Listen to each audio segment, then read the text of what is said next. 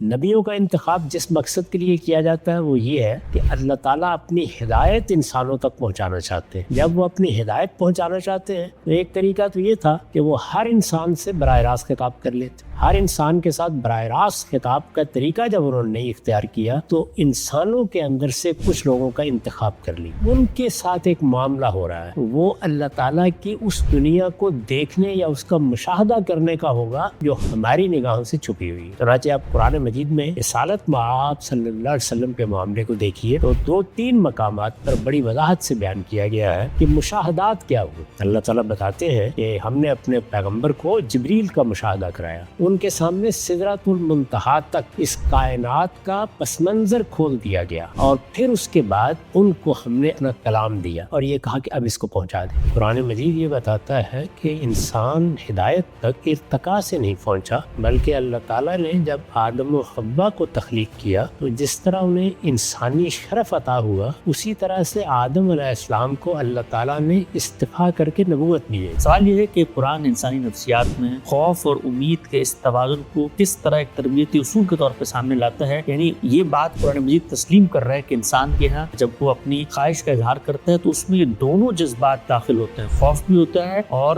طلب بھی ہوتی ہے، خواہش بھی ہوتی ہے، طمع بھی ہوتی ہے۔ اس کو تسلیم کر کے وہ کہتا ہے کہ ان کے درمیان رہ کے تم اللہ تعالیٰ کو پکار۔